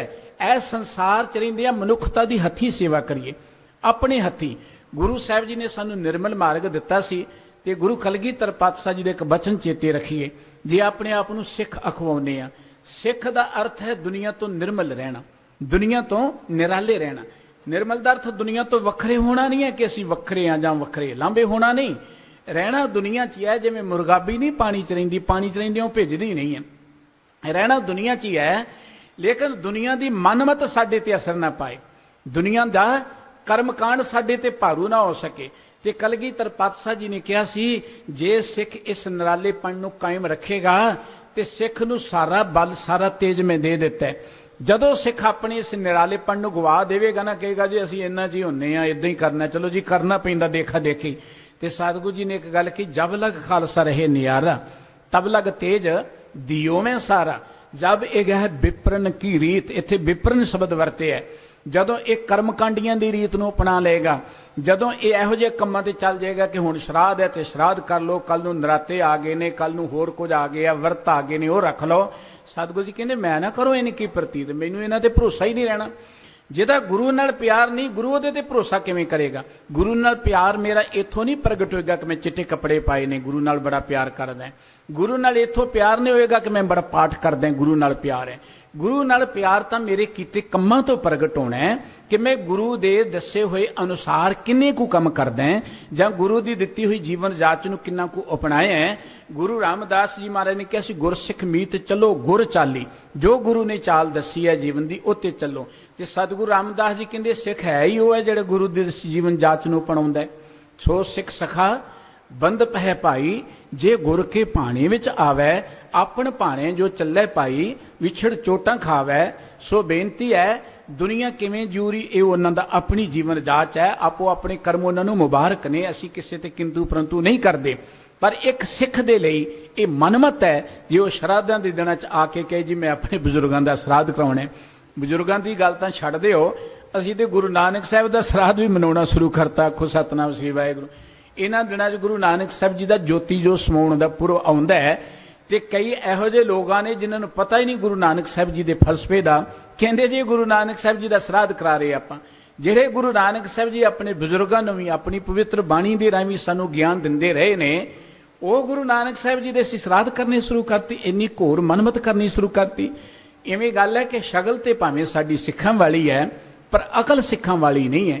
ਕਹਿੰਦੇ ਨੇ ਗਵਾਂਢੀਆਂ ਦੀ ਸ਼ਕਲ ਨਹੀਂ ਤੇ ਅਕਲ ਤੇ ਆ ਹੀ ਜਾਂਦੀ ਹੈ। ਉਹ ਅਕਲ ਅਸੀਂ ਸਾਰੀ ਗਵਾਂਢੀਆਂ ਦੀ ਚੁੱਕੇ ਫਿਰਦੇ ਹਾਂ, ਤੇ ਸ਼ਕਲ ਜਿਹੜੀ ਗੁਰੂ ਵਾਲੀ ਰੱਖ ਕੇ ਆਪਾਂ ਸੋਚਦੇ ਕਿ ਆਪਾਂ ਗੁਰੂ ਕੇ ਸਿੱਖ ਹਾਂ। ਆਓ ਗੁਰੂ ਦੀ ਬਾਣੀ ਨਾਲ ਜੁੜੀਏ। ਗੁਰੂ ਸਾਹਿਬ ਜੀ ਦੇ ਇਹ ਕਿੰਨੇ ਇਨਕਲਾਬੀ ਬਚਨ ਨੇ ਕਿ ਨਾਨਕ ਅੱਗੇ ਸੋ ਮਿਲੇ, ਜੇ ਖੱਟੇ ਕਾਲੇ ਦੇ, ਅੱਗੇ ਉਹ ਕੁਝ ਤੁਹਾਨੂੰ ਮਿਲਣਾ ਜੋ ਤੁਸੀਂ ਇੱਥੇ ਖੱਟਿਆ, ਇੱਥੇ ਕਮਾਇਆ। ਇਸ ਕਰਕੇ ਇੱਥੇ ਸਤਿਗੁਰੂ ਜੀ ਕਹਿੰਦੇ ਲਾਹੇਵੰਦੇ ਕਰਮ ਕਰੋ, ਇੱਥੇ ਭੁੱਖਿਆਂ ਨੂੰ ਰੋਟੀ ਜ਼ਰੂਰ ਖਵਾਓ, ਚੰਗੀ ਗੱਲ ਹੈ। ਇੱਥੇ ਲੋੜਵੰਦਾਂ ਦੀ ਮਦਦ ਕਰੋ, ਇੱਥੇ ਰੋਗੀਆਂ ਦੀ ਮਦਦ ਕਰੋ। ਇੱਥੇ ਹੋਰ ਅਨੇਕ ਤਰ੍ਹਾਂ ਦੇਖੋ, ਜਿਹੜਾ ਦੁਨੀ ਚੰਦ ਆਪਣੇ ਬਜ਼ੁਰਗਾਂ ਦਾ ਸ਼ਰਾਧ ਕਰਾ ਰਿਹਾ ਸੀ, ਉਹਦੇ ਕਈ ਝੰਡੇ ਝੂਲਦੇ ਸਨ। ਪੁਰਾਣੇ ਸਮੇਂ 'ਚ ਝੰਡੇ ਝੂਲਣ ਦਾ ਅਰਥ ਹੁੰਦਾ ਸੀ ਕਿ ਇੰਨੇ ਖਜ਼ਾਨੇ ਨੇ ਇਹਦੇ ਕੋਲ, ਐਡਾ ਵੱਡਾ ਧਨ ਦੌਲਤ ਇਹਦੇ ਕੋਲ। ਸਤਿਗੁਰੂ ਜੀ ਕਹਿਣਗੇ ਏਡੇ ਵੱਡੇ ਝੰਡੇ ਚਲਾਏ, ਗਰੀਬਾਂ ਕੋਲੋਂ ਖੋ ਖੋ ਕੇ ਗਰੀਬਾਂ ਨੂੰ ਵੰਡਦੇ, ਜੇ ਆਪਣੇ ਬਜ਼ੁਰਗਾਂ ਦਾ ਭਲਾ ਚਾਹੁੰਦਾ, ਕੋਈ ਦੁਖੀਆਂ ਦੀ ਸੇਵਾ ਕਰਿਆ ਕਰ। ਤੇ ਗੁਰੂ ਨਾਨਕ ਸਾਹਿਬ ਜੀ ਦੇ ਮਾਰਗ ਤੇ ਇਹ ਦੁਨੀ ਚੰਦ ਚੱਲਿਆ, ਔਰ ਇਹ ਦੁਨੀ ਚੰਦ ਜਿਹੜਾ ਸੀ ਇਸ ਇਲਾਕੇ ਵਿੱਚ ਸਿੱਖੀ ਦਾ ਪ੍ਰਚਾਰਕ ਬਣ ਗਿਆ। ਇਹਨੇ ਸਿੱਖੀ ਦਾ ਬਹੁਤ ਪ੍ਰਚਾਰ ਕੀਤਾ। ਆਪਾਂ ਵੀ ਗੁਰੂ ਨਾਨਕ ਸਾਹਿਬ ਜੀ ਦੇ ਦਸਾਏ ਮਾਰਗ ਨੂੰ ਅਪਣਾਈਏ। ਗੁਰੂ ਕੀ ਜੋ ਸਾਡੇ ਲਈ ਨਿਰਮਲ ਜੀਵਨ ਜਾਚ ਹੈ, ਬਾਣੀ ਪੜੋ, ਸਤ ਸੰਗਤ ਕਰੋ, ਮਨੁੱਖਤਾ ਦੀ ਸੇਵਾ ਕਰੋ, ਇਹਦੇ ਨਾਲ ਸਾਡਾ ਆਉਣ ਵਾਲਾ ਜੀਵਨ ਸੁਹਿਲਾ ਹੋਏਗਾ। ਬਤਾਂ ਇਹ ਆਪਾਂ ਸੋਚੀਏ ਕਿ ਬਾਅਦ ਸਾਡੇ ਪੁੱਤਰ ਪੋਤਰੇ ਕੋ ਸਾਡੇ ਭਲੇ ਲਈ ਕੰਮ ਕਰਨਗੇ। ਕੋਈ ਚੰਗਾ ਕੰਮ ਕਰਨਾ ਤੇ ਬਹੁਤ ਚੰਗੀ ਗੱਲ ਹੈ, ਪਰ ਇਹ ਨਾ ਸੋਚੀ ਕਿ ਉਹ ਕਰਨਗੇ ਤੇ ਸਾਨੂੰ ਅੱਗੇ ਪਾਰਸਲ ਦੇ ਰਾਹੀਂ ਅੱਗੇ ਰੋਟੀ ਪਾਣੀ ਮਿਲਦਾ ਚਲਿਆ ਜਾਏਗਾ। ਇਸ ਮਨਮਤ ਵਿੱਚ ਸਾਨੂੰ ਸਾਡੇ ਸਤਿਗੁਰੂ ਜੀ ਨੇ ਬਚਾਇਆ, ਤੇ ਆਪਾਂ ਬਚੇ ਹੀ ਰਹੀਏ, ਕਿਉਂਕਿ ਇਹ ਸਾਡਾ ਸਮਾਜ ਅਨੇਕ ਤਰ੍ਹਾਂ ਦੇ ਕਰਮ ਕਾਂਡਾਂ ਵਿੱਚ, ਅਨੇਕ ਤਰ੍ਹਾਂ ਦੀ ਅਗਿਆਨਤਾ ਦੀ ਜਿਲਣ ਵਿੱਚ ਖੁੱਭਿਆ ਹੋਇਆ ਸੀ। ਗੁਰੂ ਨਾਨਕ ਸਾਹਿਬ ਜੀ ਨੇ ਬਹੁਤ ਵੱਡਾ ਸੰਘਰਸ਼ ਕਰਕੇ 240 ਸਾਲ ਸਤਿਗੁਰੂ ਸੱਚੇ ਪਾਤਸ਼ਾਹ ਜੀ ਨੂੰ ਲੱਗੇ ਇਸ ਇੱਕ ਨਿਰਮਲ ਪੰਥ ਦੀ ਸਿਰਜਣਾ ਦੇ ਲਈ। ਆਪਾਂ ਉਸ ਨਿਰਮਲ ਪੰਥ ਦੇ ਪਾਂਧੀ ਪੜਾਂਗੇ, ਸੱਚ ਜਾਣਨਾ ਸਾਡਾ ਹਾਲਤ ਪਲ ਸੁਹੇਲਾ ਹੋਏਗਾ। ਸਿੱਖ ਦੇ ਲਈ ਤੇ ਇਹ ਜ਼ਿੰਦਗੀ ਹੈ ਸਭ ਕੁਝ। ਸਿੱਖ ਕਿਸੇ ਉਹ ਸਵਰਗ ਦੀ ਗੱਲ, ਨਰਕ ਦੀ ਗੱਲ ਕਰਦਾ ਹੀ ਨਹੀਂ ਹੈ, ਜਿਸ ਨਰਕ ਦੇ ਨਾਂ ਤੇ ਡਰਾਵੇ ਦਿੱਤੇ ਜਾਂਦੇ ਨੇ ਕਿ ਨਰਕਾਂ ਸਾੜਿਆ ਜਾਏਗਾ, ਜਮਦੂਤ ਆਉਣਗੇ ਜਾਂ ਨਰਕਾਂ ਦੀ ਅੱਗ ਸਾੜੇਗੀ। ਸੇ ਕਹਿੰਦਾ ਕਵਨ ਸੁਰ ਕਿਆ ਨਰਕ ਵਿਚਾਰਾ ਸੰਤਨ ਦਊ ਰਾਦੇ, ਹਮ ਕਾਹੂ ਕੀ ਕਾਣ ਨਾ ਕੱਢਤੇ ਆਪਣੇ ਗੁਰ ਪ੍ਰਸਾਦੇ। ਕਿਹੜੇ ਸਵਰਗ ਦਾ ਸਾਨੂੰ ਲਾਲਚ ਦੇ ਰਹੇ ਹੋ, ਕਿਹੜੇ ਨਰਕ ਦਾ ਸਾਨੂੰ ਡਰ ਦੇ ਰਹੇ ਹੋ, ਕਿਹੜੇ ਜਮਾਂ ਦਾ ਸਾਨੂੰ ਡਰ ਰਹੇ ਹੋ। ਬਾਬਾ ਕਬੀਰ ਸਾਹਿਬ ਜੀ ਨੇ ਕਿਹਾ ਸੀ, ਕਿਸ ਜਮ ਦੀ ਗੱਲ ਕਰਦੇ ਹੋ, ਜਿਨ ਇਹ ਜਮੂਆਂ ਸਿਰਜਿਆ ਸੋ ਜਪਿਆ ਪਰਵਰਦਗਾਰ। ਜੇ ਆਪਾਂ ਉਸ ਪਰਮ ਪਿਤਾ ਪ੍ਰਮਾਤਮਾ ਦੇ ਪਿਆਰ ਵਿੱਚ ਜੁੜ ਕੇ ਗੁਰੂ ਦੇ ਦੱਸੇ ਮਾਰਗ ਤੇ ਚੱਲ ਕੇ ਮਨੁੱਖਤਾ ਦੀ ਸੇਵਾ ਨੂੰ ਸਮਰਪਿਤ ਕਰਾਂਗੇ, ਸਾਡਾ ਜ਼ਿੰਦਗੀ ਦਾ ਮਕਸਦ ਇਸ ਧਰਤੀ ਤੇ ਕੋਈ ਉਸਾਰੀ ਕਰਨਾ, ਇਹ ਇਸ ਸਮਾਜ ਨੂੰ ਵਧੀਆ ਬਣਾਉਣਾ। ਰੱਬ ਨੇ ਇੰਨੀ ਸੋਹਣੀ ਧਰਤੀ ਬਣਾਈ ਹੈ, ਇਸ ਧਰਤੀ ਤੇ ਸਿਰਜਣਾ ਮਨੁੱਖ ਨੇ ਕਰਨੀ ਆ, ਔਰ ਮਨੁੱਖ ਨੇ ਸਮਾਜ ਨੂੰ ਬਣਾਉਣਾ ਹੈ। ਅੱਜ ਲੋੜ ਹੈ ਸਮਾਜ ਵਿੱਚੋਂ ਬੁਰਾਈਆਂ ਨੂੰ ਦੂਰ ਕਰਨ ਦੇ ਲਈ। ਇਸ ਕਰਕੇ ਧਰਮ ਇਹ ਹੈ ਕਿ ਆਪਾਂ ਸਮਾਜ ਵਿੱਚੋਂ ਇਸ ਮਨਮਤ ਨੂੰ, ਕਰਮ ਕਾਂਡਾਂ ਨੂੰ, ਅਗਿਆਨਤਾ ਵਾਲੇ ਕਰਮਾਂ ਤੋਂ ਲੋਕਾਂ ਨੂੰ ਮੁਕਤ ਕਰਨ ਦੇ ਲਈ ਅਵੇਅਰ ਕਰੀਏ, ਲੋਕਾਂ 'ਚ ਜਾਗਰਤੀ ਪੈਦਾ ਕਰੀਏ। ਔਰ ਖਾਸ ਕਰਕੇ ਧਰਮ ਦੇ ਨਾਂ ਤੇ ਜਿਹੜੇ ਕਰਮ ਕਾਂਡਾਂ ਤੇ ਲੋਕ ਲੁੱਟਦੇ ਨੇ, ਉਹਨਾਂ ਤੇ ਲੋਕਾਂ ਦੀ ਦਸਾਂ ਨੌਂ ਦੀ ਕਿਰਤ ਨੂੰ ਆਪਾਂ ਬਚਾ ਲਈਏ। ਸਤਿਗੁਰੂ ਸੱਚੇ ਪਾਤਸ਼ਾਹ ਜੀ ਮਿਹਰ ਕਰਨ, ਗੁਰੂ ਦੇ ਦੱਸੇ ਮਾਰਗ ਤੇ ਚੱਲਾਂਗੇ ਤੇ ਸਤਿਗੁਰੂ ਜੀ ਨੇ ਇਹ ਵਾਅਦਾ ਕੀਤਾ ਹੈ ਕਿ ਜਬ ਲਗ ਖਾਲਸਾ ਰਹੇ ਨਿਆਰਾ, ਤਬ ਲਗ ਤੇਜ ਦਿਓ ਮੈਂ ਸਾਰਾ। ਗੁਰੂ ਦੀ ਬਖਸ਼ਿਸ਼ ਦੇ ਪਾਤਰ ਬਣਾਂਗੇ। ਇੰਨੀਆਂ ਬੇਨਤੀਆਂ ਪ੍ਰਵਾਨ ਕਰਨੀਆਂ, ਪੁਲਚੁਕ ਦੀ ਖਿਮਾ ਕਰਨੀ ਜੀ। ਅਗਲਾ ਪ੍ਰੋਗਰਾਮ ਬੜੇ ਪਿਆਰ ਦੇ ਨਾਲ ਸਰਵਣ ਕਰੋ। ਭਾਈ ਸਾਹਿਬ ਜੀ ਆਪ ਜੀ ਦੱਸਣਗੇ। ਪਿਆਰ ਸਰ ਸਾਰੇ ਹੀ ਬੁਲਾਓ। ਵਾਹਿਗੁਰੂ ਜੀ ਕਾ ਖਾਲਸਾ, ਵਾਹਿਗੁਰੂ ਜੀ ਕੀ ਫਤਿਹ।